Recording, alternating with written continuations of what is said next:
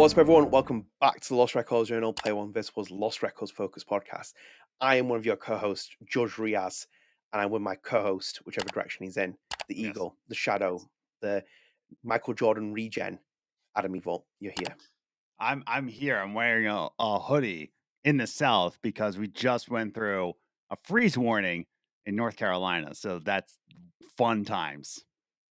So, yeah, I don't get your thing is like I don't get your weather, and you'd never get our weather because like when Yeah. Americans are like they look at our temperature and it's like it's hot. It's like Yeah. no, it's hot. Our Because houses are yeah, your house is the problem. Yeah, you yeah. insulate heat. So it's like for us, we have the nice central air. God bless America. But you guys, it's, oof, yucks. Yeah, you have to be like keeping that house contained because when it gets cold here, it gets cold here. So we're not doing the aircon thing. Um, but yeah, it's very hot at the moment. So like I was saying to Adam as well before, I was like, I'm gonna put like I'll put like a really nice t-shirt on and like but it's gonna hug to my chest and I'm gonna be like dripping sweat and I'm not gonna Yeah. be doing that. So accept it for what it is, and you're lucky to get this as well because it's too hot at the moment here. Yeah. But we're back, Adam. We're at the milestone 25 episodes. We're almost on the way to Ooh, 50, yeah. almost. But we're at 25, but it's also obviously special because we're recording the 12th of April and Lost Records Tape 2 Rage will be coming out on the 15th of April. So we're literally 3 days away from that. And hopefully you'll Mm, get this on the 14th. So it'll be turned over the date before and it'll get your juices flowing for the next tape, if that's a appropriate way of doing it. mm. Um, but yeah, I think we should start though anyway. But before we start, if you Oh, are new here, please do consider dropping a like on the video, subscribe, share with your friends, like this video, or the abyss you'll get pushed into, as I said. oh God. And I'm hoping the abyss is actually a bad thing as well, because if I've basically been saying I push you into the abyss and it's something good, well, Yeah. it's not been paying Like off well. But yeah, it cures cat's leukemia if you push but into the abyss. It's like, see, "Oh, I'm glad it got pushed into the abyss. Thank you." it seems like the one of the logical things that could happen, but we'll come on to that. Obviously, it's a big part of our Yeah. episode. Yeah, please do like the video, share, subscribe as well. It helps support the channel. We're almost at 1,700 subscribers, so please just give us a subscribe. It helps a very small channel. And the Lost Records Journal is available on all podcast services. So we're available on Spotify with a video version. We're on Apple Podcasts, so we're available on everything. So do go and follow us there, go and rate us because it boosts our visibility and you get instant access to the episodes as soon as they become available. We have Mm, 26 ratings on Spotify at 5-star, which is incredible. And then obviously we've got 97 followers on this podcast alone via Spotify, so that's great. It's actually amazing that this has like 26 ratings. It's all 5 stars, and then the Lost Strange yeah. Cast is 4.8 with 47. Because the haters have come in on that podcast. But no, thank you so much for obviously supporting the podcast. Um, so Adam, we got a very self-contained episode because obviously we're in a very short time frame, and we're back on schedule for the listeners who come here as well because Adam has moved to where he is at now in the States, and we are back on It's schedule. And we classified. thought, yeah, completely classified. We haven't Yeah. mentioned it a couple of times already. Um, Yeah. but yeah, we're back on schedule and we're going to get on with this as well. And it might not be as long as of an episode because we obviously have to cut it down because we have an Ashley Birch video we're going to be recording that you'll get on the Saturday when you get on Saturday the 12th when we'll be recording it, hopefully. So Mhm. anyway, Adam, should we kick off things with a small piece of news to start with?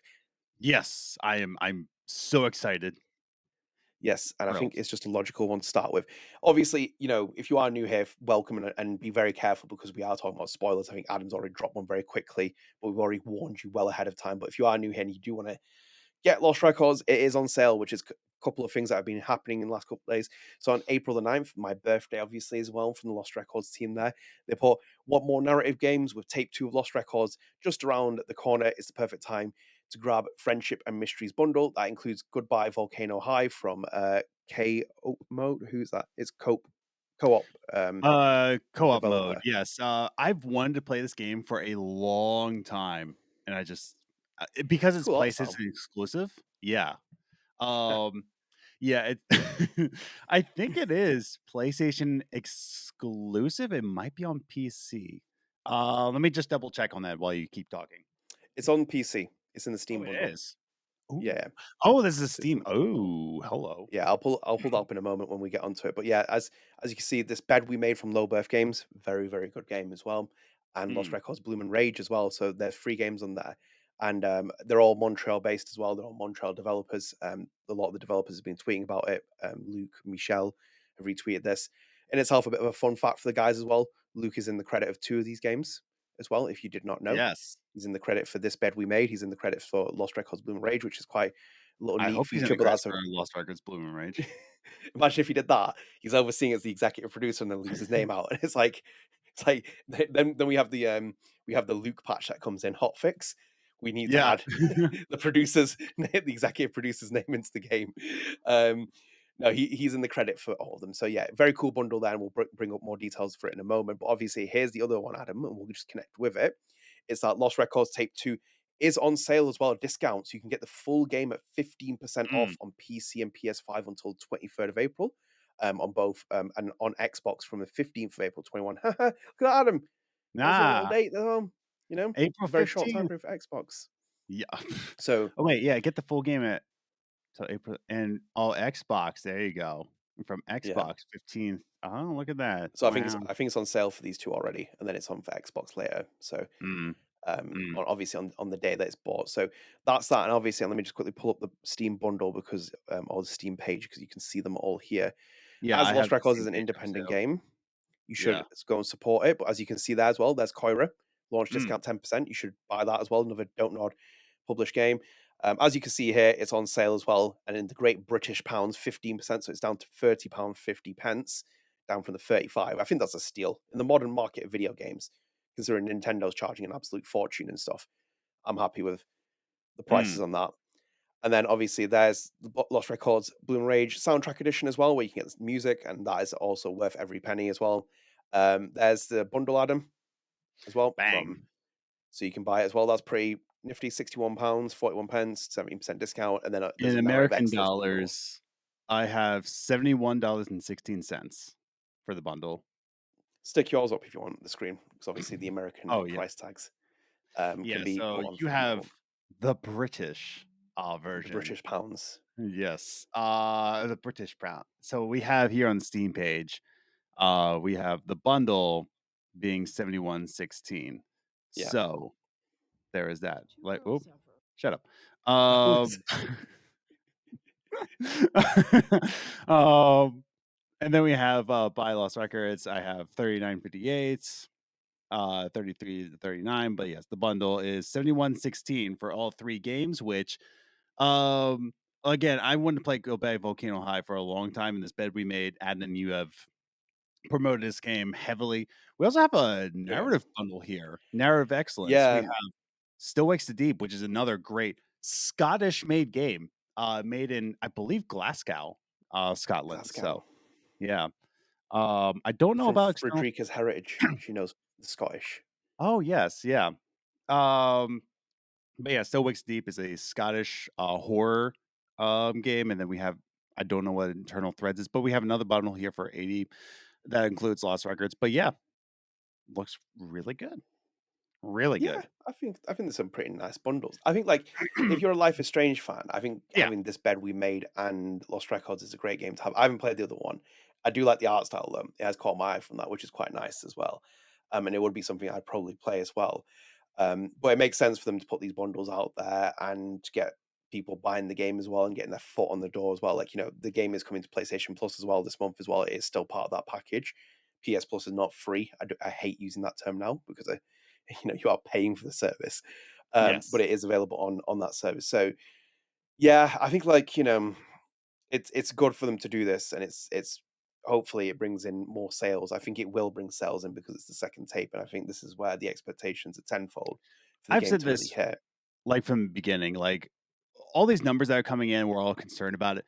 Catch me in April or catch me in May. Sorry, catch me in like late April, early May. Catch me with those numbers, then we can like talk more. But I think that a lot of people aren't really touching it on PS Plus yet because again, to them it's an unfinished game. I'll just play it when it's finished. But we've discussed it before. The first quarter of this year is loaded with games, like Mm, absolutely massacred with games, dude. Um, like right now, like just in April, we had South of Midnight, which I did beat. It's okay. Music's great. Games is okay. We have mm. Blueprints that came out, which apparently is Jason Schreier's game of the year so far. So, um, I haven't played it yet, but it's a puzzle game, and your boy likes puzzle games. But what I'm trying to say here is that, like, we've already been loaded with so many Yeah. that I do think that once we come to, like, a little bit of a more of a standstill, I think more people are gonna be playing this game. Yeah. So you mentioned Blueprints, 'cause I saw Lucy James talk about it on, the BAFTA live stream, and she was saying that she was playing that, which is quite, it's being picked up. Yeah, like, I'm not worried about the position at the moment. I'm not worried in the sense that this is like, "Oh, it's not sold in millions of numbers," because Life is Strange was a lightning in the bottle moment. It's Yeah. never been replicated. That game has both been Don't Nod's greatest legacy and achievement, but it's also forever haunted the studio. It's forever haunted Deck Nine and Square Enix as well because they've never been able to emanate something on the same level. All three of those have been separate entities that have tried to make something Life is Strange-esque, but never been able to replicate it because it was one of those moments. When you look at, for example, this game as well, and you mentioned a lot of the points I agree with as well. For example, people haven't bought this game yet. The amount of Mhm. comments I see where people are like, I'm waiting for tape two. Yeah. It makes complete sense for someone to play it collectively because they want to do that. That's how some people will do it. We've talked about it before. You said it with the Expanse Telltale series. The game came out probably a lot better when you go back and play it if you have all three chapters immediately rather than playing it separately. Then on top of that as well, there's also the economy. There's a lot of current states. I know I'm not making things political. You People, have to make it political. I'm barking here. This is I know, clearly political. So yeah. I yeah, you can be all British polite, but I'm gonna be American tough. Ford Ram. No, Dodge I'm fine Ram with talking in about America. politics. I'm Yeah. fine with talking about politics in game because whether you agree or not, that the simple fact is the video game industry as political as every other industry. Mhm, I remember when people were trying to do theories around is Christopher Nolan a Democrat or Republican because mhm. of how Bane's styled in the third Batman film. It's like, there's a commentary on everything. You can't hide your politics, but Well, thank the God that climate. your favorite game franchise, Metal Gear, was never political. I Ever. know, Yeah. ever. Thank Cthulhu. I That know you Kojima never. knows how to stay out of politics. I know you never would have believed that, Big Boss's son is like the president of the United States, with his clone son is there. Do you know Solidus Snake's swords are called Democrat and Republican? Oh, really? Yeah. I It's didn't a know proper that little it's a actually. proper MGS little meme that's in the community where it's like, you call the swords Democrat and Republican. um, but no, on the serious part, obviously, like, people's financial situations are different. They're Yes. getting, people have to make decisions on that. I never instinctively say to someone, you should go and buy it because you have to play it day one. Even I've made decisions where I'm like, I'm not buying the game because I can't afford it because of X, Y, Z, ABC reasons. So that But it comes into is play. it is like in this time frame, we are facing something that's similar to 2008. We are facing a crisis where, like, I think we're gonna face a dark age of games and entertainment. Yeah. Can I speak on this a little bit? I'm not gonna get too political. I'm not gonna get Kojima style or Green Day style. But no, I love the points that everybody have been saying that, like, for us, the consumers, we'll be fine because we have so much backlog that we can catch up on. Entertainment-wise, we're fine, right? So I get why people aren't concerned, like, "Oh, the Switch 2 isn't a basic necessity, you can live without it." Yeah. Very true. If you can't afford the Switch 2, don't get the Switch 2. Um, what it hurts is the entertainment industry. So Yeah. for people that don't nod, right? Or even people like me, I'm trying to make music that you can purchase, that can afford my lifestyle of living. Like, I do enjoy food in my belly. Um, People can't afford to buy music, right? Yeah. People can't afford to buy games. People can't afford to go to the movies, right? Yeah. Because of what's happening. What it's going to affect is the future of the entertainment industries, and I think, like you said, if people can't afford to buy this, and I'm not trying to say like, "Oh, think about your financial status." No, the reality is there are people out there because of what's happening right now, they won't be able to afford the luxuries of entertainment. Yeah. Um, you can also say that entertainment is evergreen because when life is good, they have much more money to spend on entertainment. When life is bad, they're looking to escape. So they're going to buy entertainment. I can go on and on about like what's happening right now and how it will affect it, but I do think that you make a good point. Sales could be affected not because of the quality of the game, but because of the quality of life here in the world. Fully agree because I Yeah. like think about it. When you were living in America and you could rent at one point, it was much Yes. more cheaper and you could still be able to afford a comfortable lifestyle. A majority of a person's salary is now being spent on their rent and food in their belly, and they are the necessities for someone to function. And they Mhm. have to make the decision to cut back on these kind of things because they are luxuries. And video Yeah. games for me, and I'm a firm believer in my claim now, which I think that the golden age of the era of the video game industry is dead now. We lived through it Yes. and it's no longer the golden age anymore. It's now a stagnation, it's continuation. And what they're doing now at the minute with the video game industry is that video games were a hobby, yes, and you can make a profit off them. But what they've done is they've turned it ultra stage capitalism where everything is being milked to absolute hell Yes. and back, where I it's mean, too just look at the expensive. Switch 2 Direct. Talk about milking. I was Yeah, like, "Are you kidding me, dude?" yeah. Um, And the but backlash has started there. Whether it pays off or not, I don't know with the Nintendo Switch because it's like it still has a loyal fan base where people buy it, but you have to vote with your wallet. People did it with Life is Strange Double Exposure, and the results were shown from Square Enix and what happened with that game. And it's the mhm, same with this game because Life is Strange Double Exposure, for example, would have been half the price 10 years ago mm, when it came out on in the same vein as Life is Strange One. It's not that price quality. And then with this game, it's manufactured, I think, positioned well for Don't Nod to be in a good value. I bet you if Don't Not have the opportunity, they'll probably bring it down a bit more. If they have the option, they'll bring the price down a bit more because they'd be like, I think let's so. make more people play it. But they're probably like, we need to equate costs here and cover things because it's still a business. It still needs to run Yeah. profits. Don't Nod's a publicly traded company and it needs to do that. But the climate of the industry is so difficult where people are making decisions where it's like, I might buy it later and I need to see Yeah. other people play it. And maybe I'll wait for the physical release. Obviously, there's a massive physical consumer demand for, the physical release that will come out on PlayStation 5. So there's a reason why people want to own a physical asset of it, not just a code Mhm. where you put in and download it like the fucking Switch Yeah. do. But you know, there's a lot of reasons why people aren't buying and selling games. And I think if in the position that Don't Nod's at the minute and the deals that they've done with PlayStation at the time being, they could put this on PS Plus as a monthly game later down the line. They could Mhm. put it on Xbox Games Pass as well later down the line, and to make back as much money as humanly possible, where it means that the R&D and the structure of the studio has gone well, and then scaling of the game comes down as well. But where, for example, Michelle's already talked about this. This game's taken longer to make because you set a studio up, you set the tools up, you do everything. Yes. Future games, scale Yeah. comes down because you've got everything set up. So R&D is already in place.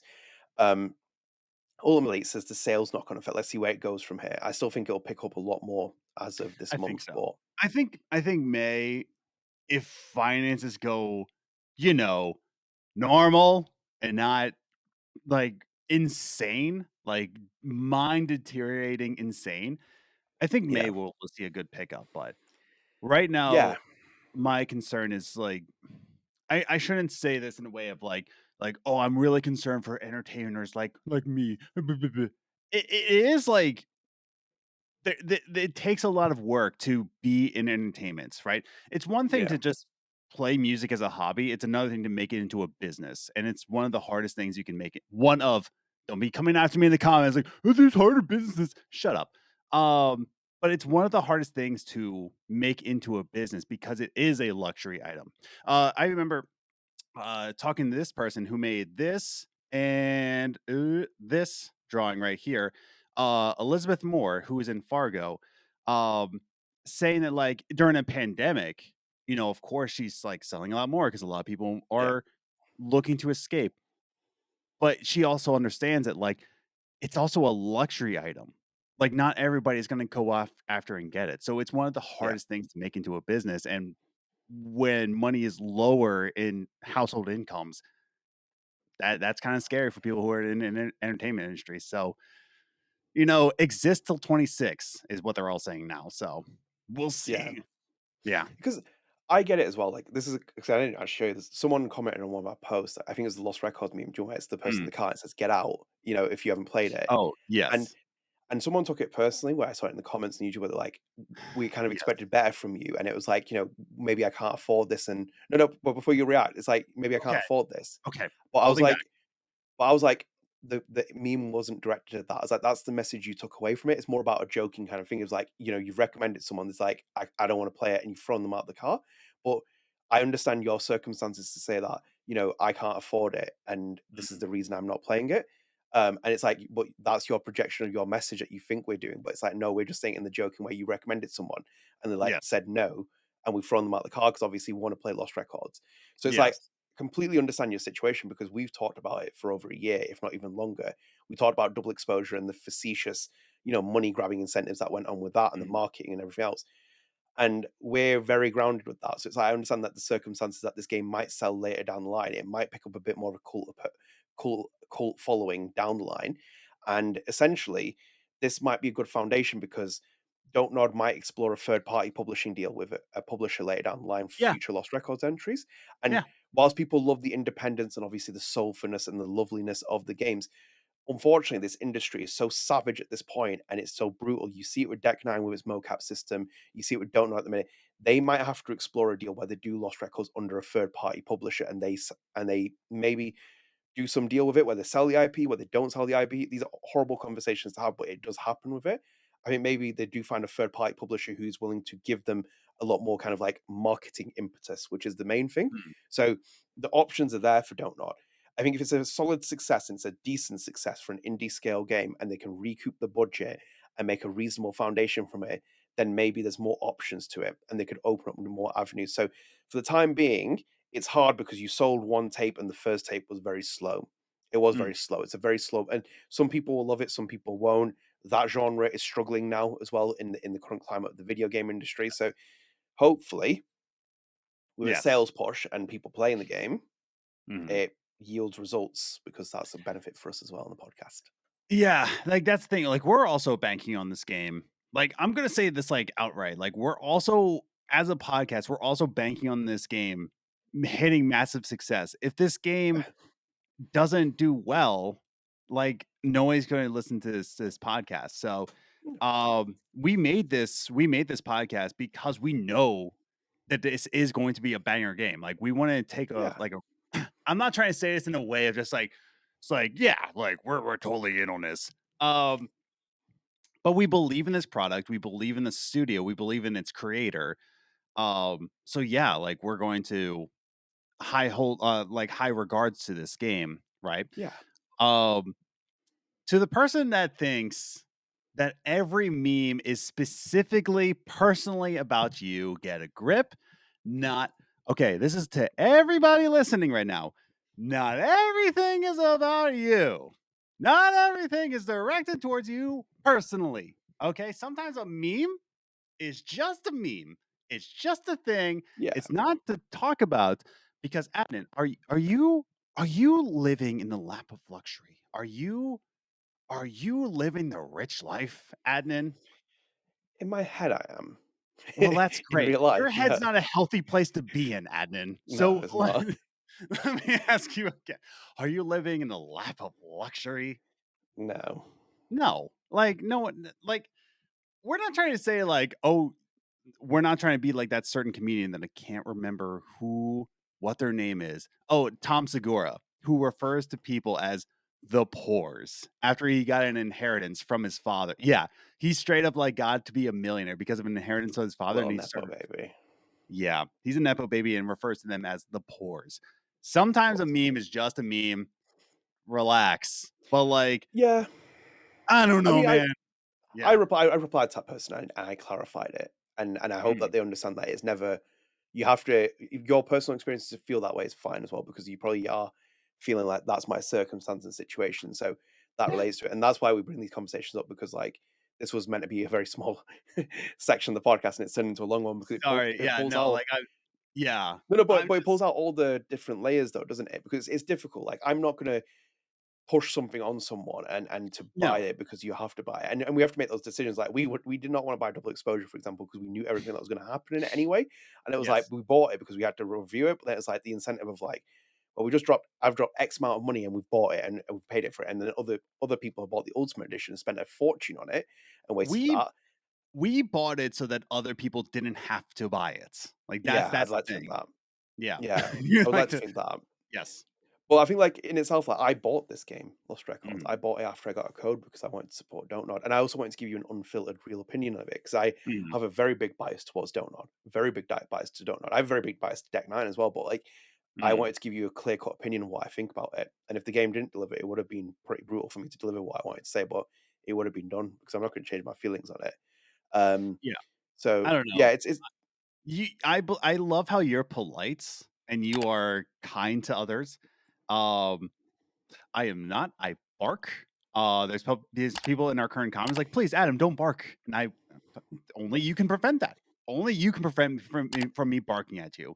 Um, I don't know, man. It's just kind of like I'm kind of tired of defending myself. Now, I will say, whenever I actually am an asshole, yeah, I'm gonna reckon. I think I've done it a couple times on the show that I'm just like, no, I was an asshole. Like I'm gonna stop right there.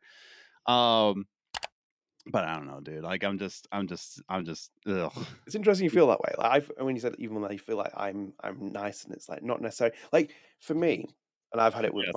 myself I and with think you're opinions. more the better word is you're more professional than I am.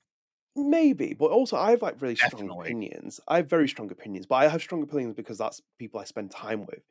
And I'm not always right, despite what other people think that I seem to think and what I say. And I'm fine with understanding other people's perspective and what they think of something. Mhm. But that doesn't mean that I'm going to roll over like a dog and be like, let's not carry the conversation on or start an argument or believe what they do or drop what I do as well. And it's like, ultimately, if you don't like my opinion, then don't listen to it. That's as Yeah. simple as it gets because everyone has an opinion. Everyone doesn't like what anyone else says. And my opinion isn't definitive of how other people feel. Because I've Mhm. seen, for example, I love Lost Records. I really enjoyed it. But I also see where the flaws were, for example, where people said about pacing, about technical issues, even I spot them myself. Mhm. But I'm not going to basically roll over and be like, well, it didn't, it fails to be a Life is Strange Yes. clone. But it wasn't being that, though, was it? And this is where I'll start Yeah. my argument and be very firm with it. And I'm fair and pragmatic. It's when people make it personal about me, and it's because of how they've interpreted things. And we've Yes. spoken about it before, and the tism thing. What I say is different from what I'm actually meaning. And Yes. it's so funny when I see what other people say about me or have said Mhm. about me or someone's told me about it. And I'm like, that And is we've had not what. off camera discussions about that, yes. Yeah, and you tell me about it, and it's like reflective. No, but it happened with the Fireside one. Remember when we were doing the double exposure conversation? Someone said to me, "It's like let her speak," and it's like you do realize, for example, Or like she's a no, no, yeah, but she's a very quiet person as it is, Abby. yeah. She's a very quiet person as it is. Yes. She lets other people talk and then adds input. Mhm. I'm very good friends with her off podcast, so you don't see it. And also, if you think I'm talking over her, she will bite back if she needs to. She's not Yeah. some like lay down woman who's not going to say anything with it. She's obviously going to bite back, but it's about the approach you take with it because it's like you're reading Yes. body cues over recordings. And one of the best things I find is that when I'm watching it in the editing stage, I'm like, this is fantastic. Then I realize I'm talking over Adam or Adam's talking over me, and we have a Mhm. delay on our podcast. So it's like we don't get the full experience where we're trying to read each other's body language. So ultimately, it's that with this game and with the sales and Mhm. interpretation, how people feel. It's like, not everyone's going to buy Lost Records, not everyone's going to love it. It has to be something Yes. different. It can't be a Because Life it is is Strange clone. it's a luxury item. Like, that's the Yeah, thing. Um, I think that's what I would really wanna get in people's perspective. It's not about like, "Well, I can't afford it." I'm like, "Yeah, that's why we're reviewing it." Or just like, "Yeah, yeah, like, oh, if you do have the money, you're just like, nah, I'm not gonna buy it because it sounds Life is Strange cloney." What we're all getting at here is that, like, within this topic, with this sale, is that art is a luxury item yeah, and that it is what it is. It's not a necessary thing. If you need to pay rent before you gotta pay for a game, pay yeah, your rent, man. Pay for your food. I've worked in GameStop and I have seen people like actually get rid of food money, like money that they had. You think I'm joking, but like they actually nah, like said it while they're making the purchase. Like, yeah, we need to get groceries, but like I've been waiting for this game for a long time. I'm like, dog. Dog, chill. And I had to make the sale. I'm not gonna it's not my place no, to tell yeah, them yeah. where to spend their money on, but it's happened many times. And it's just like, dog, necessities, man. Housing, food, water, like these are necessities. Everything else is just luxury, man. As But it is what Abraham it is. Maslow would say in his hierarchy of pyramids, those are the necessities that you need at the bottom to Yes. survive. You'd be like Yeah. relying on that. But that's what I mean when you're saying that. That isn't the hobby it once was, because even when you look at the egregious collector's edition prices now as well, where you don't even get Mhm. the discs and it's like tagged at a high end price. Even if you did inflation adjusted for the previous games Yeah. that we bought a collector's edition, it would be never that high, and you'd still have enough money to buy those games at launch and to Mhm. pay your rent and to pay your food. So it's I completely understand the circumstances where I live, and I'm in a luxurious position in some ways as well. And I understand Mhm. where other people come where they like basically are on their own. They might not talk to their family. They might have like issues among many other things. Games might be an escapism for them, but they are like Sure. cutting it fine margins with how much money they have. And it's nice that, for example, at least Lost Records is an affordable game and it's an indie game and it's in a good Mhm. position. And even use affordable in quotation marks because even that might be a Yeah. lot of money for someone. Because I don't look down on someone because of their financial situations. We've all been through different moments in our lives. So it's like, you know, Yeah. buy it when you can, play it when you can. I feel like, obviously this podcast kind of ostracizes itself from you because of where it's at, but it's difficult for us not to talk about it because it's what it is. And you can always Yeah. catch up on it once you played it. But I understand the position people are in, and it's like with these sales as well. Don't Nod needs to put this game out in front of as many people as possible. And obviously, your first springboard is when people play the game, and it comes out at launch because people have eyes on it. You want people to play it, and you go from there. So, um, the game's on sale. We've just gone on a 30-minute tangent on where we were meant to go. So, should we move into our next topic? Unless you got something else Uh, to add? One quick plug, for Yes. a book that I'm, reading through or listening to through, Libro.fm, which supports, local bookstores. It's a book called Good Game, No Rematch. Mm, It's a book by Mike Drucker, who is a, well-established writer. But yeah, Mike Drucker, it's an anecdotal story about his life growing up a little poorer, about his time in the 80s and the 90s, getting games, right? And he even talks about there were games back then in the 90s that were $70. Like Street Fighter 2 was $70 in the 90s, dude. yeah. So I think it's a good read if you're like looking at like, oh, what was it like back then? How does it compare to today? And there's a lot of correlations. To add on to that, and it shows how different the world. And thank you for bringing that because it's a good example. Because one thing that Yeah, I just immediately was thinking when you were saying that gaming was that affordable back then because your mum would give you pocket change and you'd go down to the arcades to play Street Fighter. So you put a coin in, you could he talks play about it, arcades too. Yeah. have a moment of escapism, and you could leave. So you might not be able to buy Street Fighter at launch at the full price, but you could put like a coin in, play Mhm, it, and it would be affordable, and you still have the experience of having played it and being part of your circle group. mhm. This day and age of the industry, no, that's not even a thing now. It's like arcades No. are so niche now, and they're not even that kind of like appealing in certain ways. So it's like that's how different the world is. So like when you said that as well, like you could afford it and you could Yeah. get a reasonable thing, but like now that doesn't exist. So you can't go to an arcade and put a quarter in and play Lost Records or something because it's not an option. They've microtransaction filled everything. If this was under a third party publisher, they might even put microtransactions in it. You saw what happened Yeah. with double exposure with all the outfits and stuff. Anything can happen when you have a publisher working it. So, as it is. So, should we move Yeah. into our next topic so we can get through a couple of these and then Yes. Before we dig ourselves into a hole because we are millionaires, obviously. Yes. of course, I'm loaded from the money that we have, like running this. It's like gonna be any more broke. But this is a quick one, Adam, as well. So we have tape two coming up as well, which is coming out on the 15th of April. And there's Marin, who is Don't Nod Montreal's senior brand manager, and has posted a little tweet as well there, which was on the 9th of April. I think it was my birthday. He knew it was my birthday, so he tweeted it. He put Mm, the last shot of the Lost Records tape two trailer is fire. I think it could be my favorite shot of all trailers we made. Can't wait for y'all to see it.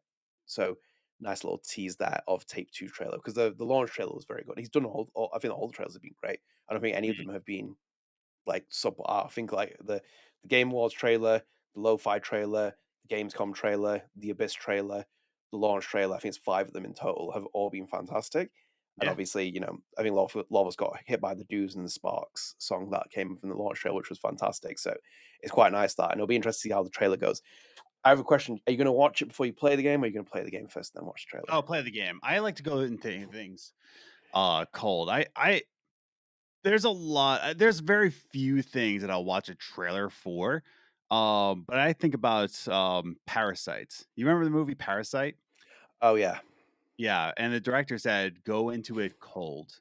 Don't watch trailers. yeah, Just go in." It's some of the best things are just done cold, right? yeah. So, no, I won't be watching it. See, I have that same. I won't be watching either.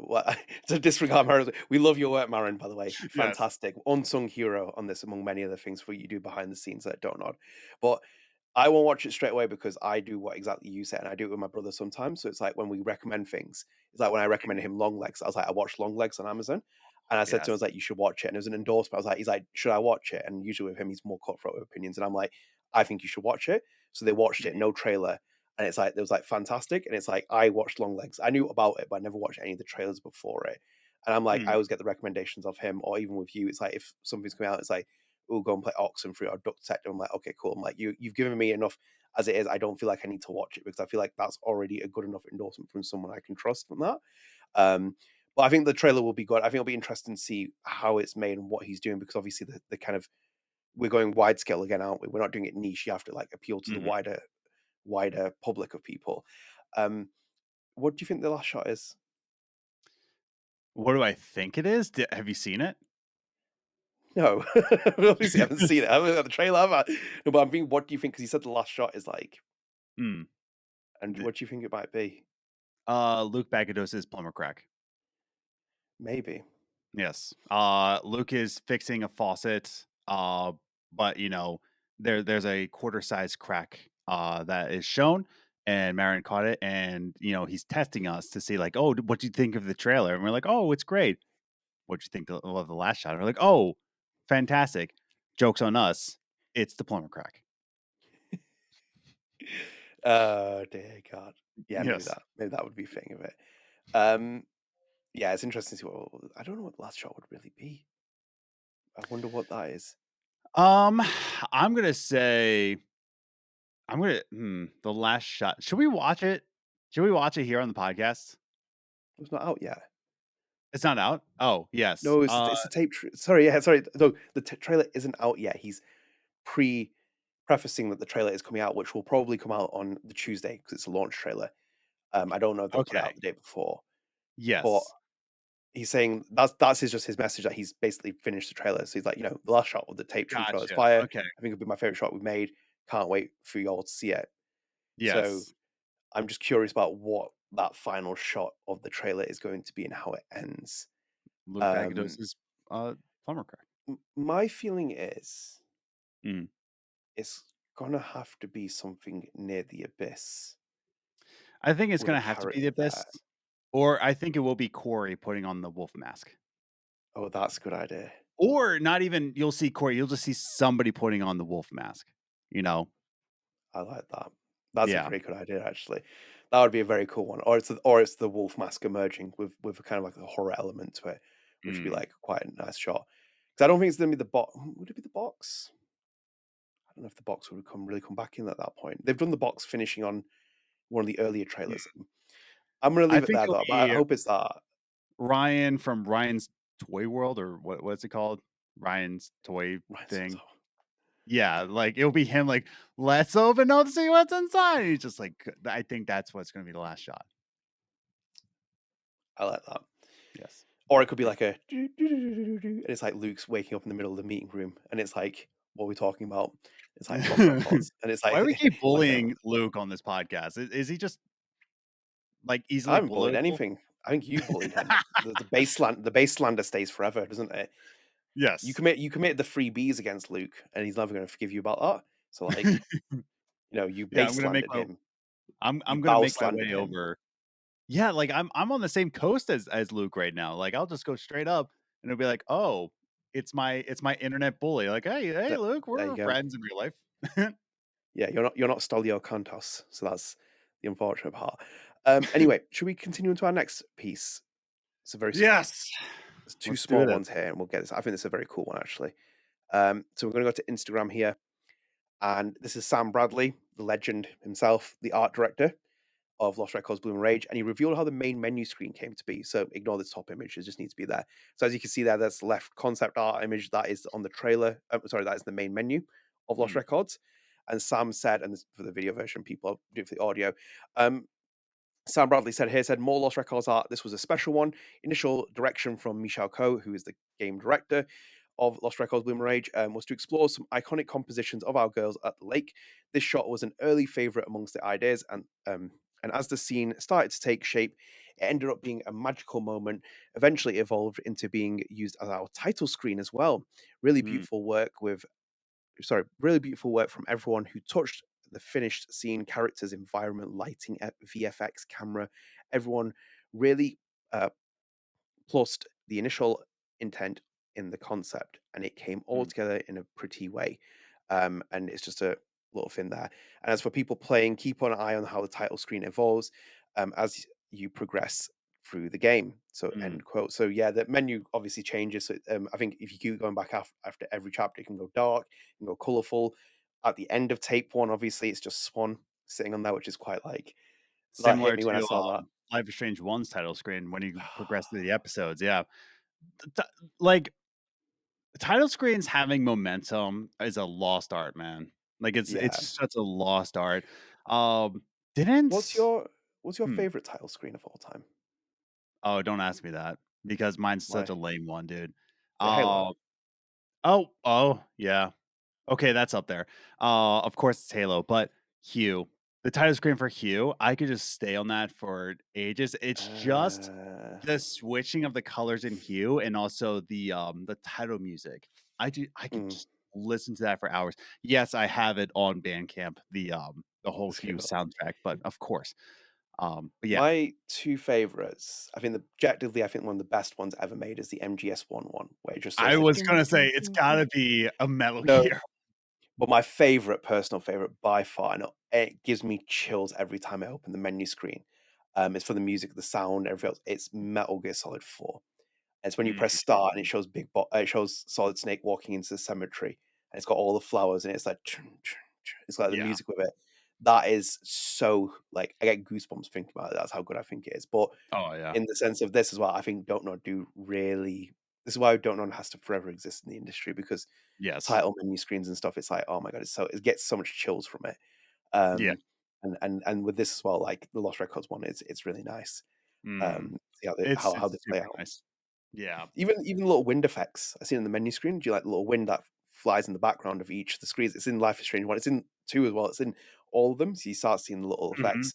It's quite nice with that. I wanna Um, say Ghost of Tsushima had a effective title screen. I can't remember if it did or not.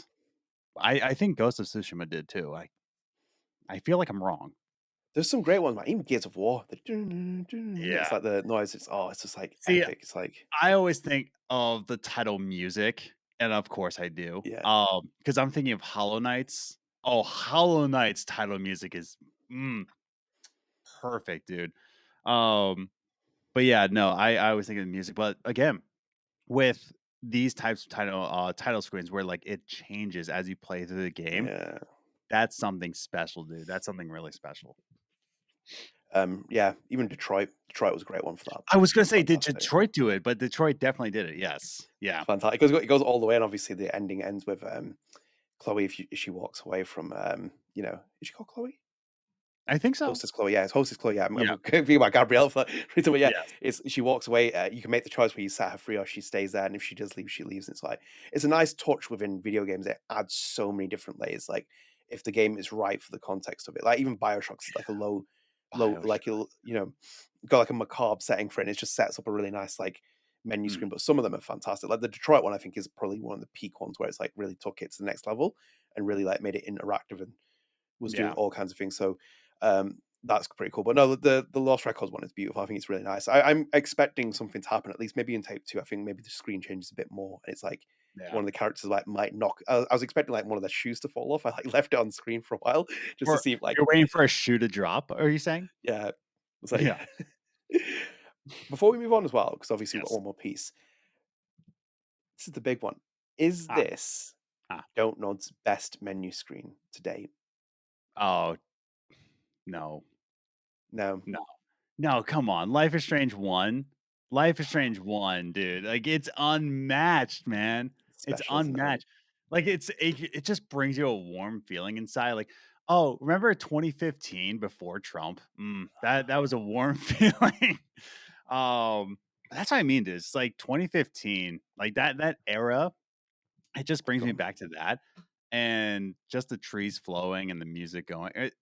Is there music in the there's music in Yeah, my it's a head. dun, dun, dun, dun, Yeah, dun, dun. exactly. It's the And, iconic like, one, yeah. how yeah, and how it evolves as you play the game. Oh, Episodes, yeah, it's all yeah. constantly changing. It's amazing. It's But it's a this is a close fantastic one. second. This is a close You second. I will reckon? say that. Yeah, definitely. What about in the whole scheme of Don't Nod games? Because you played a lot of them, including Banishers Uh, and yeah, I mean, we're already gonna put Life is Strange on there, but rem Remember Me's title screen was definitely good. I'm a sucker for yeah, Olivia Riviera's music, so of course, I'm cool, of course, which I also have on Bandcamp, the Remember Me soundtrack. Um, mm, I like Jusan's menu screen. I really like Jusan's. I'm not sure if it's got interactive or amazing not. soundtrack as well for that. Oh my god, a phenomenal soundtrack, dude. I haven't played Um, the game. I will play the game at some point, but like the soundtrack I've heard and phenomenal. it's Jusan is one of I'm gonna say it, it's one of the best Don't Nod games because the art is amazing in the game. The music is amazing. The gameplay is really fun. It doesn't take too long to play. I think it's 4 or 5 hours, right? Um, the audio design of the game is insanely good. The vinyl was great. So Jusant, out of all these like newer Donut games, it's still a perfect place in my heart. Yeah. yeah. Yeah, it's fair. Yeah, it's it'll be interesting to judge Lost Records when it's the full body of its work because obviously we're Yeah. only judging off one tape, and be interesting to see where it fits on the donut scale of games and everything else of it. So It might be that's that. So I Banishers don't. for me. Yeah. Mm, yeah, but Yeah. oh yeah, Banishers has always been it's always been picked out by people. Shame they didn't get more push as it did. But Mhm. anyway, should we move on to our last piece of news, Adam? Yes, definitely. And then we'll move into our little topic as what we have here. So this is from Olivia Lepore, who's Swann Holloway, a voiceover Mm, actor, her mocap, and she is excited as everyone else about Lost Records. And she put this little message out. There's a little um, reel that she put out as well on Instagram, and she put this trend has got me thinking a lot about my own journey. So I jumped into it. It's like doing the one with the TikTok noise. It's like predicting something that's going to happen in the future.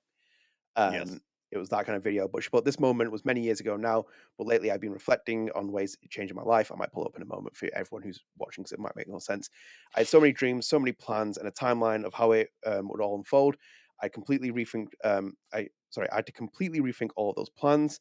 I'm now following the timeline I thought I'd be, which was which was following.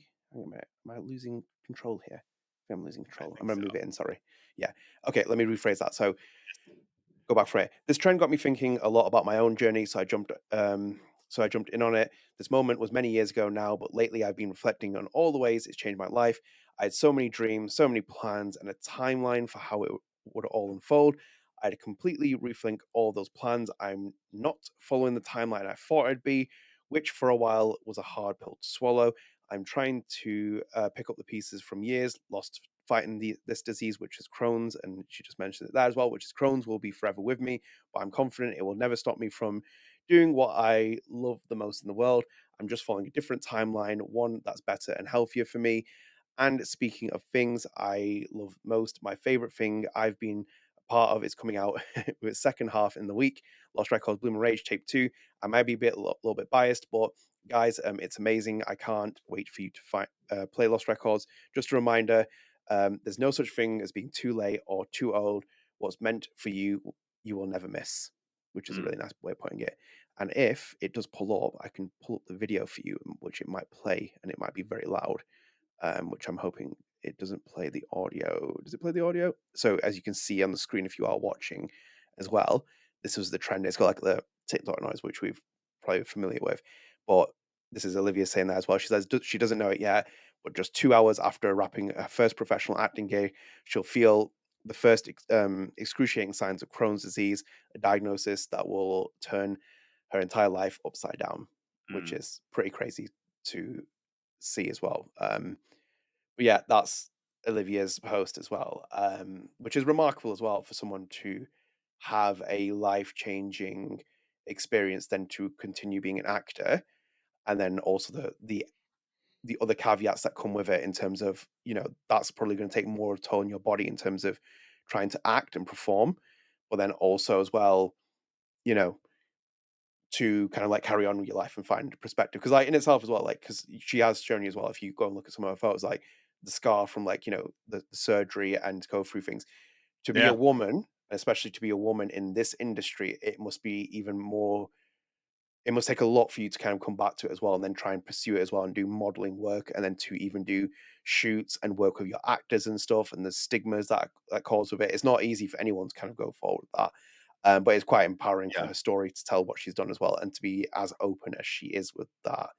Um, and to kind of rally it, because like I didn't even know about Crohn's disease until she was involved in this project, and I became more aware of it because she was talking about it, and we've kind of like posted her messages on other things, which is really Mhm. nice, and have always asked her if we can post those as well, which is the main thing, is personal thing for her. But it is amazing to see that journey to take yourself on, because I think the way she ended that message is quite beautiful as well. It's like, Yeah.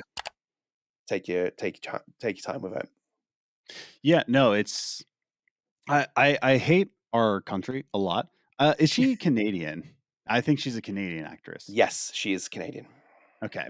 God bless you because our our American healthcare system when it comes to like anything um in terms of like any disease, mind Yeah, you, it's pretty dire. I come from a lot of lines of MS more than Crohn's. So I've only known one person in my life with Crohn's, but mostly my life has been surrounded by MS and how little assistance they've gotten through our healthcare system. So it's not great.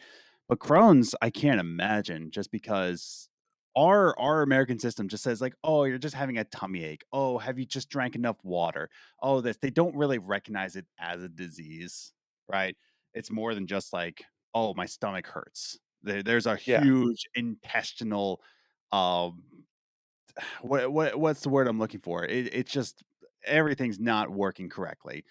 yeah, Um but a lot of people will say like, "Oh, this will, like, turn your dreams upside down. Oh, you can't do anything anymore. You can't act anymore because your Crohn's will act up." Um, no, and Olivia is making the pathway to say like, "No, you don't have to stop your life because of this. You just have to pivot." And Olivia yeah, pivoted, and it's brought one of the best performances we ever seen in a Don't Nod game or in any game, like, in general. So, yeah. Olivia, good. Like, keep going, and I'm glad that she's open with this, you know? Yeah, I think her performance is not being talked about enough. I think Swann's arguably one of the best characters in the entire game. I think they're all four of the actors who play the characters are fantastic, but I think Olivia's doing a fantastic job with Swann, and really underrated. But as you said as well, to kind of like wrap this up as well, it must be Mhm, difficult because like to get into the process of where she's been and what she's doing, like you think about it as well. Think about this experience. You go onto set. Do you tell the VO director and do you tell the people at Don't Nod that you have Crohn's disease or some kind of condition? Just projecting here, like from an actor's perspective, do you tell those people? Then you have to explain it to them. There's always this mhm. feeling that someone might judge you, whether or not most people are usually accepting of things, but you do have to have that expectation where you tell someone that you've had a life changing experience and something that has affected you and is still forever affecting you as well. How Yeah, will they react to it? And they might treat you differently, like just an expectation. Again, obviously, the donor people are lovely, and she's had a fantastic time with them working there. But then it's like, then with your fellow actors, you have to work with them. Do you tell them? Do you not be transparent with them? Then at the same time, if you're doing mocap, what happens if she needs to take a break and she needs to sit down and she's working at her own pace compared to her other actors? Does yeah, then a feeling go through her head where it's like, am I letting these other people down?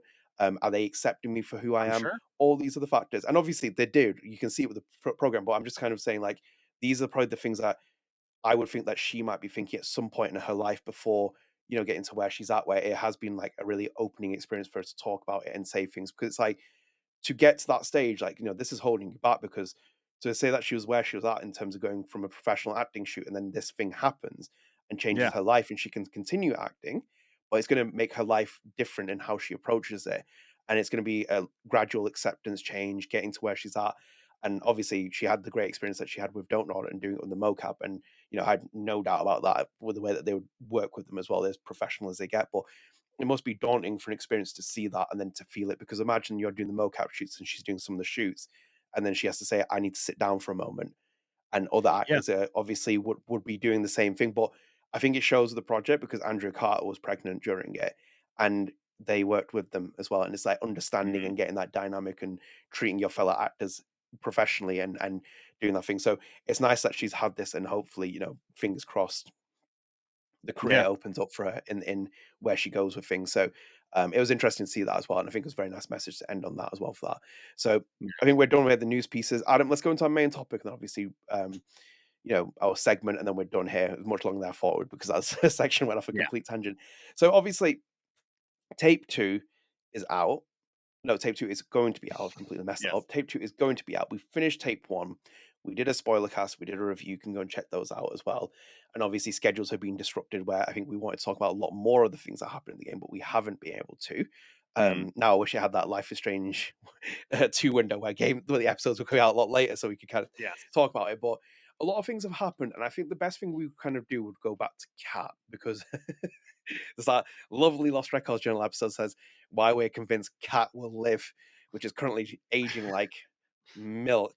Yeah. But as you will, so I think that's the natural logical thing. So I thought maybe we bring a bit of a conversation back to Kat because I feel like the motions are kicking off because the game naturally ends the first tape on Kat collapsing.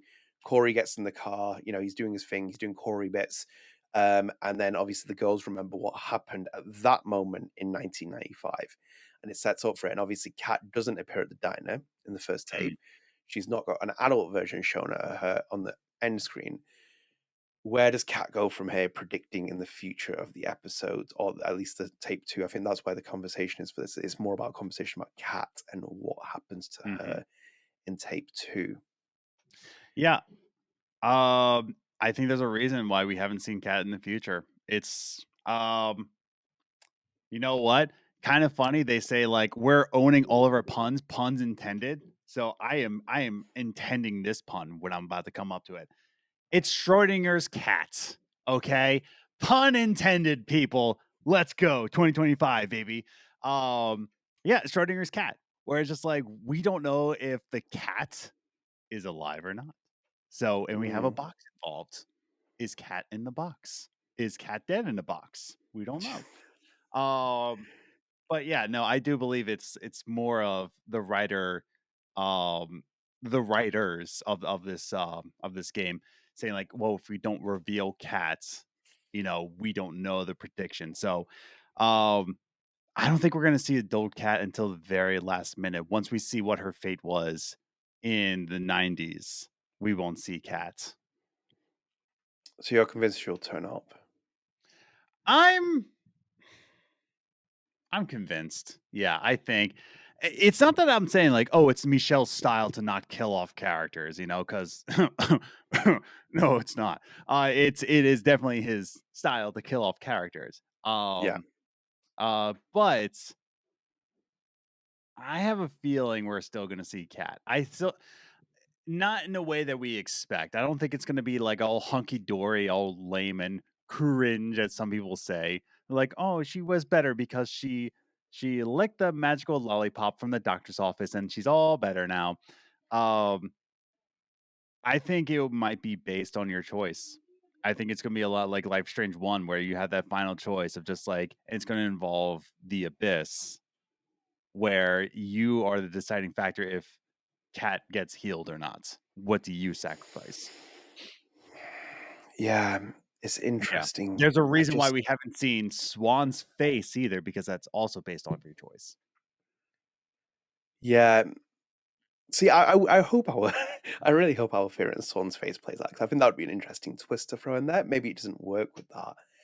Yes. Um, but it's weird to think where Cat goes from here because, like, I don't know, for example, when I've been thinking about it recently, whether we go back to the abyss as adults and they walk to it because, like, they do move around in the diner. That was one thing that happened in the first tape where we established that. It's like I thought the characters would just sit at the diner and then it'd be like moving around very slowly, but they do move and they go and play pool, don't they? So it's like they are playing, doing something. And it's like, are we going to stay in the diner forever as adults, or are we actually going to move out of it for one moment? Because obviously, it's not Yeah. like high intense action paced adventure.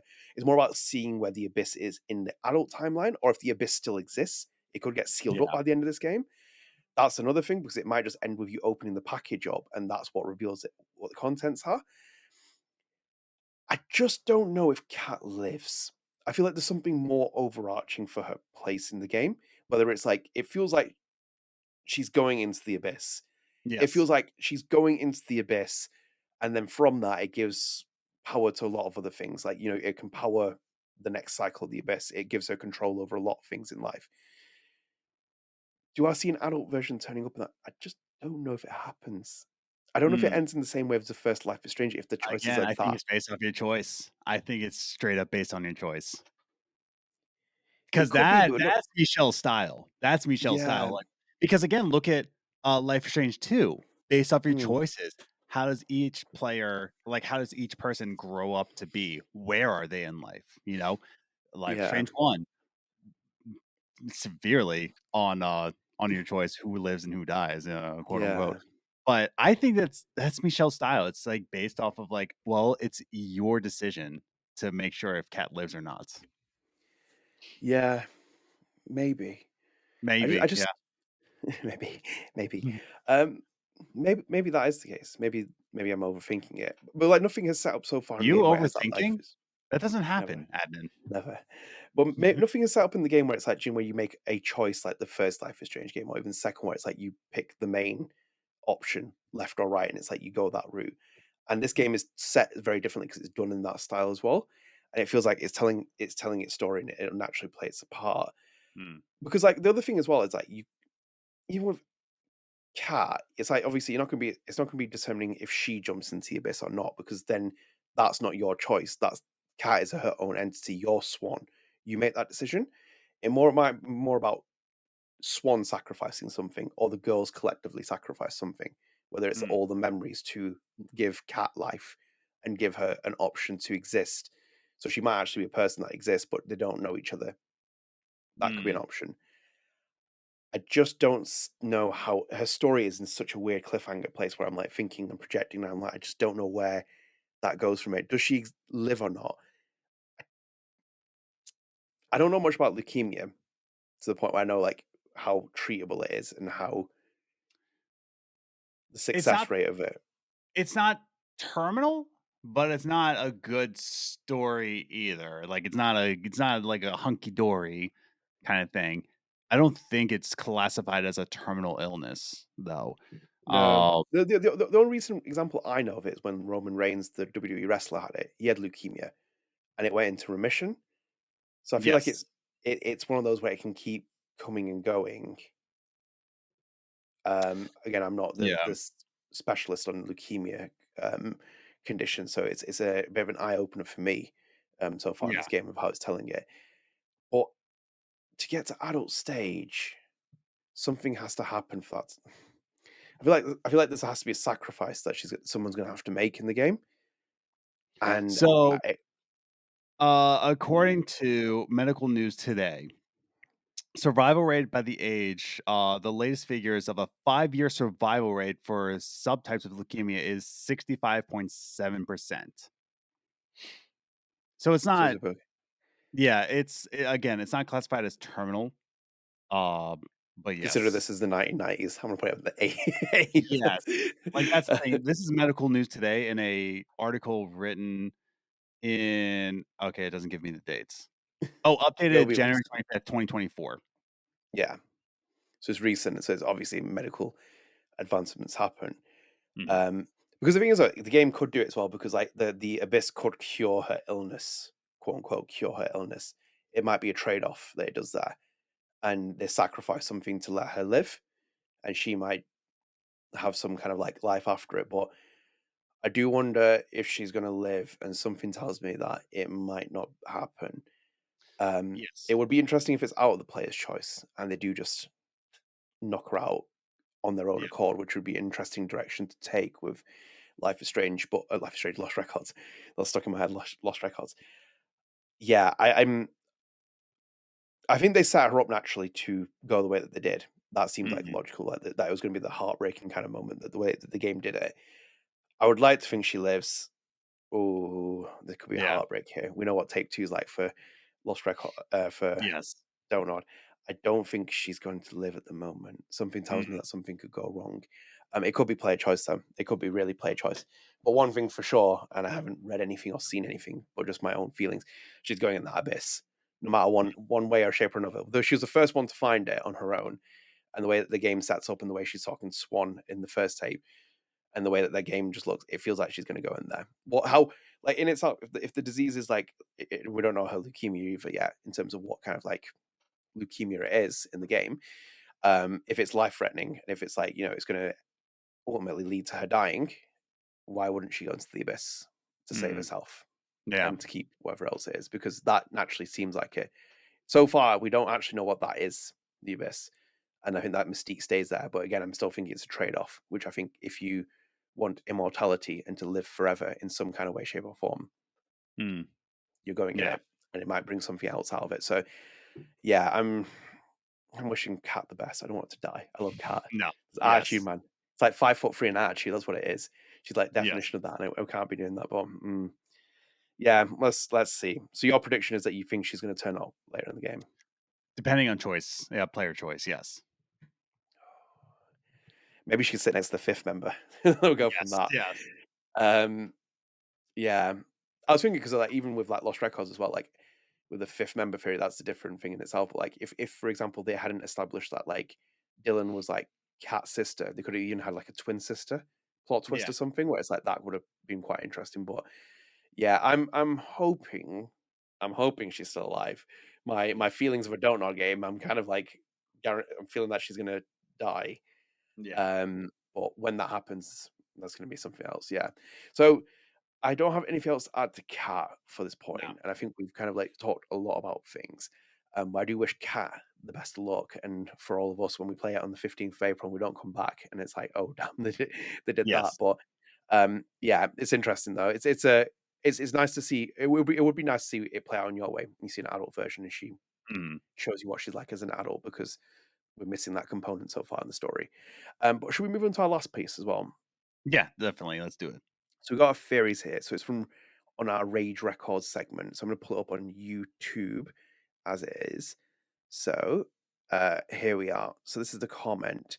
And we're going to be able to briefly touch on it because it's time essence, but I have seen it. So we're going to pull it up. So this is from, look at that name. Is it Tenantless Fawn? Yes. Tenantless Thorn. Yes. What do you think goes through people's username process? Because I like make really bad ones, but I always see like the really imaginative ones come up as well. And it's like, god Yes. damn. And also there as well, Adam didn't get sent into the abyss. Oh, yes. Didn't get Look sent at into the that. abyss. Told you that. That. There you go. Yeah. It's calling me And there, grumpy. And I am Adam's grumpy. grumpy. Adam is Yes. grumpy. Look, Yeah. you didn't get sent into the abyss. The sentence could be revoked there. Why But do you anyway, why do you have to do something as an acronym? What is wrong with this generation? Oh, I can't I spell it something. obviously it looks like something, but I was like, it must be something like it must be like an abbreviation for something like It I've not looks seen like before. our And I was like, American education system is just falling to the ground. That's what's happening. either way. Um, so Yes. this one, which was, could you guys make a video about the memoir Swann makes in tape one, specifically setting the stage when they are preparing at the Blue Spruce and the Abyss, when Swann finds the Abyss and Kat's anomalies. After I watched them, I was spooked out. Swann hints at major theories about the Abyss. So give you context, and thankfully, someone has broken this down as well. And we give big kudos for that. This is on the Lost Records Bloom and Rage subreddit, the Lost Records subreddit. You should go and follow it. It's great as well. And that's from Jasper7567. And they put, I wanted to check in with people's thoughts on the abysses. Sorry, on abysses, on swans and the Mome Rafts outgrade. What? Wait, what? Are they words? And the Mome Wrath's outgrade. Yeah, I don't know. Okay, It either might way. it might be another Gen Z acronym thing that we don't know about. So outgrade could be something. But she can't be Gen Z, though. She's freaking millennial, isn't she? Or is she I Gen don't X? I don't know, man. Ooh, is That would be she? Gen You know X. she'll Talk be. about yeah, talking about Swan. Swan would be Gen X. Oh, she's Gen X. Yeah, she's Gen X. They're teenagers in the Oh, 90s. Yeah. that's heartbreaking. Why is it heartbreaking? Gen X is like one of the most chill Oh generations no, we're out not there. having no. Gen X is just like we don't talk about Gen X are the people who basically complain about not being talked about. It's like no, you had it good. Don't lie. Don't like. Don't come over here and be like, oh, everyone forgets about us. It's because you came after the boomers and you got everything. Millennial is where the hurt starts. That's the one. Yes. Millennial, Gen X, no, sorry, Millennial, Gen Z, and Gen Alpha, and soon to be Gen Beta, all have the option to say what they want to do. You guys have Yes. nothing. Stop it. Yes. No, I'm not having that. You're gonna go to the abyss otherwise. You're talking about the Um, main characters. You're talking about like these characters in Lost Records. They have nothing to complain about. no, Stupid they Gen X don't. characters. They In don't. fact, They can complain. Luke and Michelle are Gen X.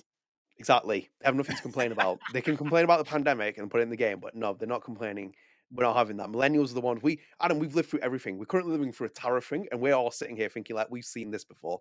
It's like, How old the were economy's we? falling apart. How old were we in 2008? I was 15. Was I 15? Yeah. Oh, no, I Yeah. wasn't. No, We no, I were in wasn't. I'm we completely were got in my age. high school during Yeah. 2008. Like, man, we lived through it. Gen X was trying to buy their first house, and then 2008 happened. Yeah, but we were playing games and we were chilling, so it's like cool. And then we felt the aftershocks when it was like, oh, is that how much a house is? It's like fantastic. Anyway, Yes. back on the point here, with Swann's memoir as well that you can film during the Abyss sequence. There's already been made a whole post about it, so I'm sorry if relating to it, but here's the transcript. So it says in the transcript, I've been here before, we've always been here and on here. Kat is there. Kat was always there. Kat was staring down at the lights in the abyss. Kat was calling up from down below. The voices are old and young. They are watching. They remember everything and nothing. They are shadows of what used to be. They want to come back, but they are afraid. The line Kat was calling up from below, from down below, is really weird. Does that mean Kat has always been in the abyss and isn't really with us? If so, who do we see all the time then? End Hmm. quote. So that's that. Um, in itself, that line as well, that could also refer to the fact that the abyss is like the sunken. As we talk about in Oxenfree, Yes. where it's like they kind of like transmit themselves to talk to people. But it's like, when the abyss is doing things, as we see in the first tape, it feels like there's like that supernatural element that quote unquote we've always been here. And they're sending that Mhm. message and they're using the vessel now, i.e. Kate, to project that. Or there's Kate. Cat or Swann, they're projecting it through different characters. Um, the memoirs are interesting that we've Mm. seen so far when I went through them, because I've been following the ARG as well in parts. And thank you for everyone sorting that out. And in the ARG, I think some of the things that are starting to link in the game is that Pam at the bar knows a lot more than we let on. I told you about Pam. You were like, no, no, no. I was like, Pam is hella sus, and I got caught on that. So Pam Yeah. has got more of a connection in the story, and also as well, there's a photo that they showed of one of the set pieces. I think from the next tape where it looks like it's the Cat's dad's ranch as well. So we're starting to get pieces there. I don't think the memoirs play an overly massive part in the game because they are essentially a collectible, and it's the same with when I mentioned it with other parts of games. You still need to tell your main narrative timeline in the main game. So it's going to be like little trinkets, and obviously as the user suggested, it's going to be like little things where it's going to be like, oh, it's a hint for the abyss. Truthfully, truthfully, Yeah. even with the memoirs and everything else, I don't know how this game's going to end. I Yeah. really, I. That's what's the most interesting It's up part in the about. air. Yeah, and that's the most interesting part about this game. I was thinking about it before we even came on to start recording. I was thinking, how do I even try and like project what's in the memoirs into the future? This game ends on such an open-ended conclusion that the next step of the tapes, literally anything could happen and it wouldn't surprise me. And it could be a proving wrong on the fifth member theory. It could be people write about the abyss theory, about Nora betraying the ghost. Anything is that viable for it. So even to Mm. like read into some of the Swann's memoirs, which are interesting as well, because it feels like again, it links to those little things, those like shadows we saw in the game that started popping up. And also Mm. like Swann's like projection of what she's seeing and what she's feeling.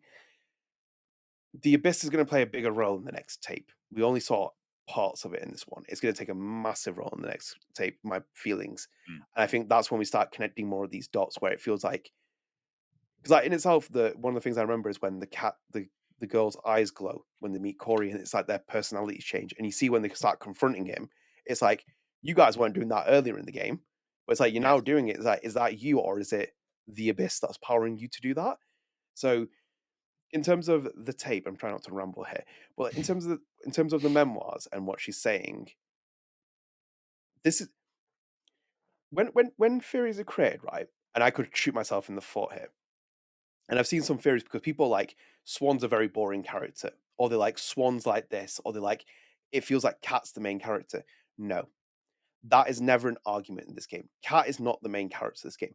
Swann Holloway is the main character of this game. Michelle Coe, if you know him as his style, he is the main character. It's no different from Life is Strange 1. Max Caulfield is the main character. Chloe is an extension. Rachel Amber's an extension. Chloe Mm, plays more of an important role because of where she's at in the story, but the story always revolves around Max because Max is the coming of age story. Michel said in his interview that this is the true coming of age story he's always wanted to tell. So mm, this has to fall back on Swann. The game has to come back on her and tell the story that it's telling about her. So even with Kat as well, everyone loves Kat. I love Kat as well. She's just an extension to the story. She's not as important to the story for me as Swann is because you have to go through Swann's shoes. So ultimately, when she's telling the memoir, maybe she has a more of a connection with the abyss than the other girls because she's seeing things. Maybe the camcorder does that because if you remember correctly and you zoom in with the camcorder in the game, it does that thing where it has that stacky effect when you zoom in on yes. certain things that like a bit feels like the abyss has some kind of control over it. So maybe she's seeing something we don't. Mm, I don't know if I just rambled for 5 or 10 minutes and you didn't stop me, but I'm trying to connect dots on what's being shown in the memoirs because I think it's interesting what it's giving you. It's giving tidbits. I'm currently in a position where I cannot connect any of the dots in this game because it's that loose. That's why I didn't sit here when Lucky Fon submitted the theory and said the fifth member theory is like, I think it could very well happen because that's how wild the story could go in terms of the direction. I still have reservations about it because again, I think that Swann is the main focus of the story and it has to come back on her. Hence why I mm, think the adult Swann theory video we did about her age and the way she looks relates to it a bit more because it's relating back to Swann. In terms of this, I think we are getting fed little details to the point where I still can't manifest what the abyss is. I don't know what it is. mm, And I'm still stuck on that thing where I think it's a wishing well. I think the memoirs are telling you that the abyss is communicating to them. It's not an evil entity. It's being powered by something, and those people are there. And when they connect with someone, you become like a vessel.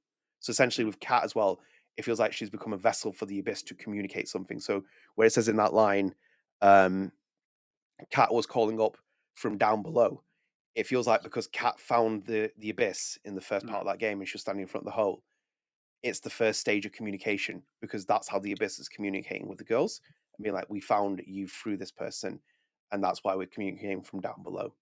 Or mm, that line projects to the future where I think Kat goes into the abyss and you fall in with her.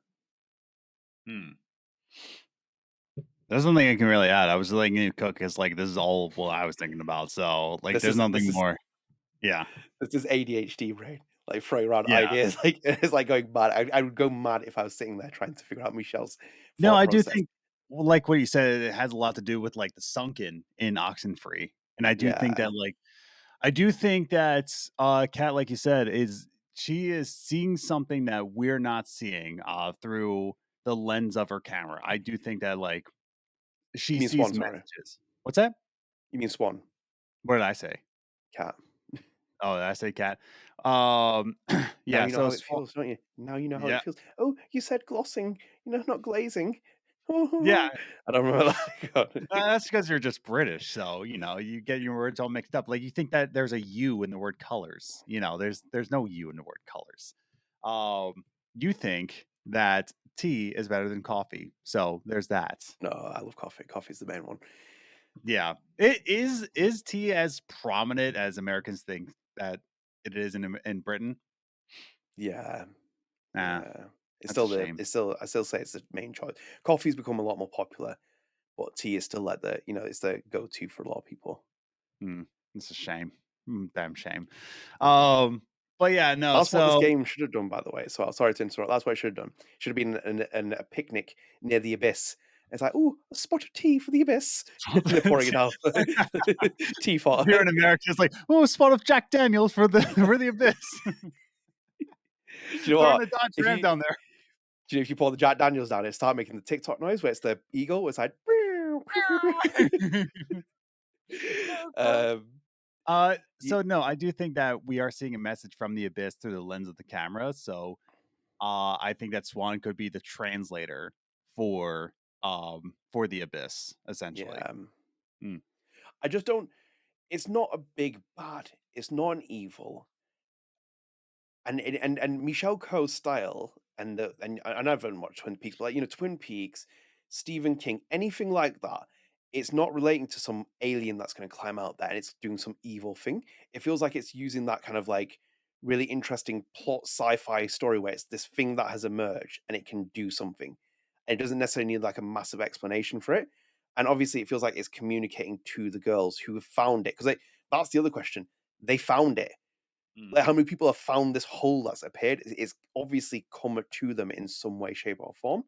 So with Swann dictating the memoirs, maybe she's starting to see something which we haven't seen, and she's offering that little thing where it's like, it's meant to be intentionally hidden behind the memoirs because it's giving you trinket thoughts about what the abyss is. We'll get an explanation, I think, realistically by the end of the second tape, but I think it's being fair. Not fair. I think it's being cryptic enough where I'm sitting there, and at least at that moment, it feels like the abyss when I played the game the first time, and we got to the point where the girl's eyes started to change colors with Corey. mm. That's where I'm thinking, like, hang on a minute, there's more of an effect here. It feels like they're taking control or giving impetus to do something. The behavior's off there. It's the same with Corey. Do you want me to talk about the Corey theory video? We talk about him Yes. being the masked person. Even the lights around him, it's like abyss style. It's got the colors of it. So if it is him, it might be him being controlled by something, or it might be a Mm, manifestation, apparition, or something. Same with the figures. These little shadows that are appearing.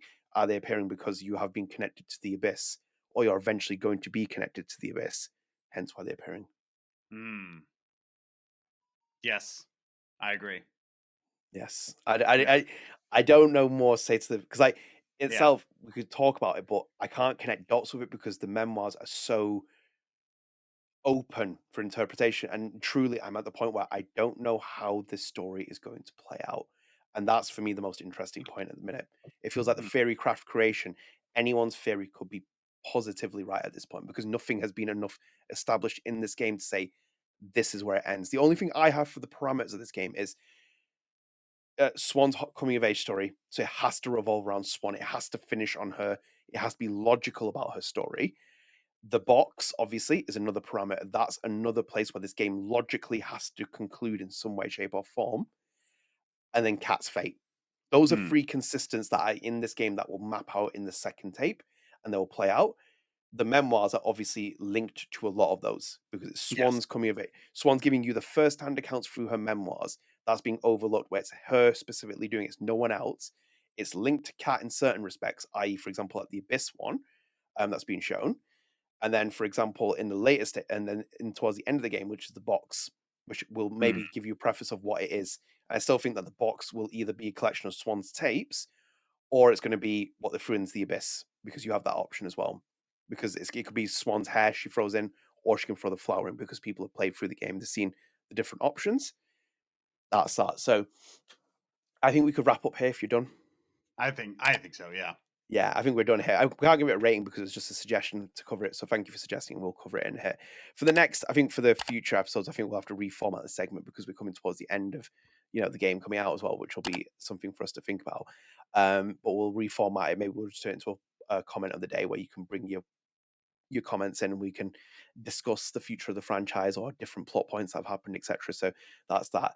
So anyway, we'll wrap up here. And actually, I was making a video and I was making a screenshot of something, and I went back and watched the scene where Nora is like egging Kat to take her bra off, and she's like itty little bitty titties, and I'm like outstanding. Can't wait for the next game. So I hope you enjoy this. Let us know your thoughts and feelings in the comments. Let us know any of your cat theories. We'll be interested to see them. It'll be interesting to read them before obviously the second tape comes out, and obviously tape 2 is out on the week you get this. So I hope you're excited for it. We are in the timeline of things.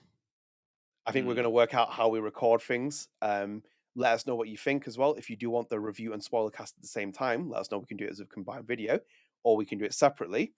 The options are open, but keep an eye out on the channel. Keep an eye out on the podcast. We will try and turn over a video as soon as possible. But we are like, I think we're all playing at the same game in terms of when we're getting this. So it's like let's go from there. So either way, I hope you enjoyed this. If you are new here, one more time, please do subscribe, turn on notifications, like the video, like this video. If you don't, you're getting pushed in. I'm going to make a memoir about you, like Swann. Yes. I'm going to lace it with things saying this person was pushed into the abyss. So please like the video, share with your friends, help support a very small channel.